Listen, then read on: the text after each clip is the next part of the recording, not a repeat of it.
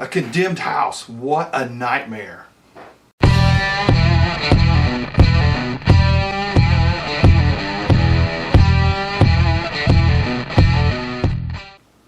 In 2010, I bought a house that had been condemned for neighborhood code violations.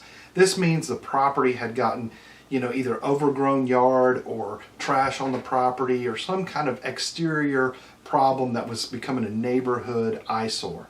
And so when that happens, the codes people ride around, and if they see your yard's overgrown, they'll send you a letter. You got so many days to correct the problem. If you don't, they fine you, and they send out a crew to do the work and mow the yard. And then if you fail to pay that bill, which is usually about $250, they'll go ahead and put a lien on the property. So if you ever sell the property, it has to be paid off. So that's what had happened. This house had been sitting vacant for a while, and the previous owners were not taking care of the yard. When I bought it, the yard was about 3 or 4 feet high. So all these liens had built up, and there was like thousands of dollars worth of liens, and those got cleared off at the closing, but it still kept the condemnation on the house. So I had to be responsible for having that removed. And when I went to turn the power on, the utilities, the meter had been removed. I could not get the power turned back onto the property until I had the condemnation lifted by the city. So I went ahead and cleaned up the yard because I knew they wouldn't pass it until I got that done. So I went and mowed the yard and got it all cleaned up, which took a lot of time. And then I went in and started working on things inside. I didn't really need power to finish doing some of the remodeling, so I just went ahead and started without that. And then when I got ready to turn the power on, I went back and said, okay, come in and do your codes inspection. And so that's where I ran into a problem. When they walked through the house, they didn't find anything wrong except for I had an old mixing valve on the shower where you turn the water on and off. It was the old lever type that you turn on and it would go hot or cold or whatever. And now you have to have one that turns like counterclockwise. And the reason for that now is they have to have scald preventers in them. And this is to keep children from burning themselves.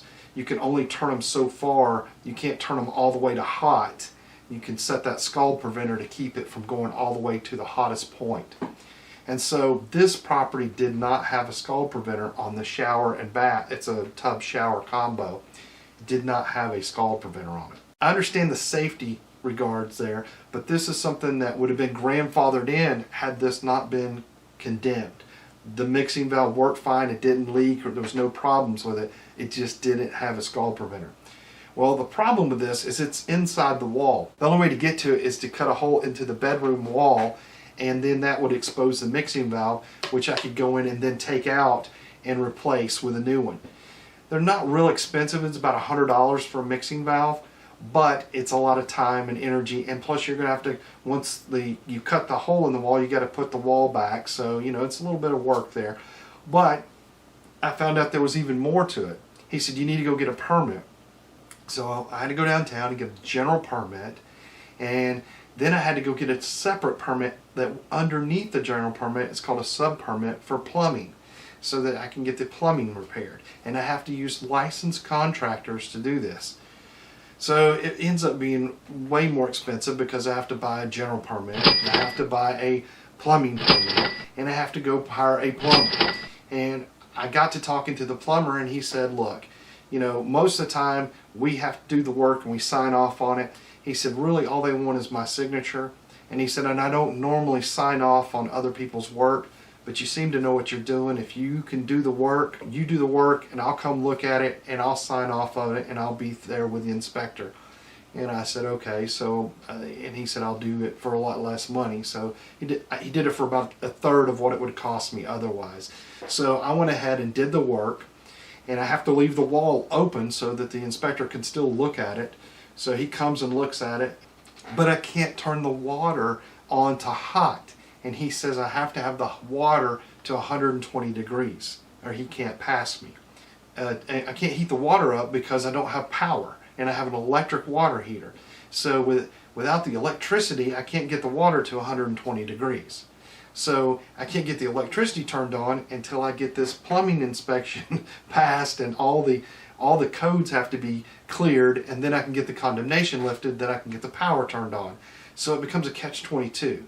can't get the hot water on until I get the power, and I can't get the power till I get the hot water up to 120 degrees and pass the codes thing. And I said, this is ridiculous. I went back and forth. I called downtown, I talked to somebody down there in the codes department. They would say, you need to talk to the inspector. The inspector says, I can't do nothing about it. You need to talk to the people in the codes, see what they say to do. And it was just back and forth. I got bounced around for days trying to find a solution. I was asking if I could hook up a generator and hook it up. They said no, it had to be powered directly from the box on the side of the house. You couldn't power it from an external source. And I said, well, what would you suggest I do? And they said, well, you could put in a temporary power pole. I said, well, how much does that cost? It's $300. I said, you're telling me for a 10-minute inspection to hook up the water heater, I got to pay $300 and have a power pole set up in my yard? I said, that's ridiculous.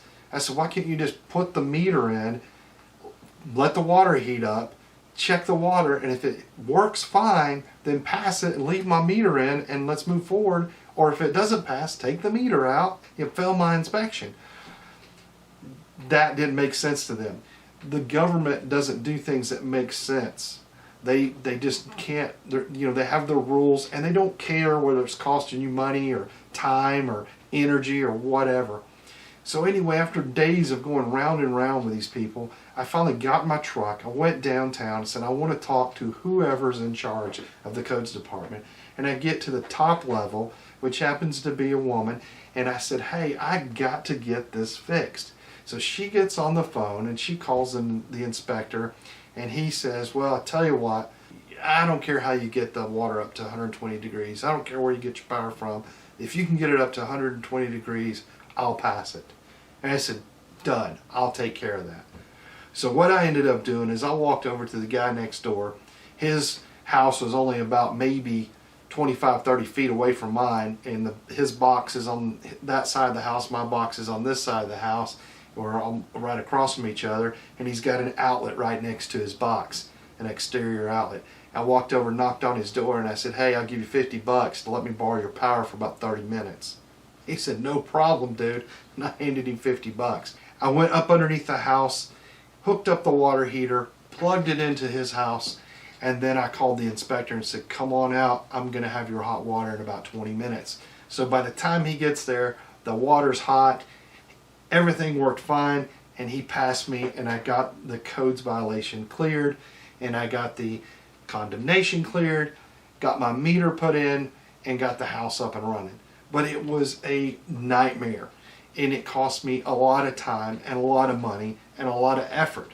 So overall, it was not a pleasant experience. I do not like having my back put up against the wall with someone else holding all the cards, which is exactly what happens when you get into it with the city and with the government.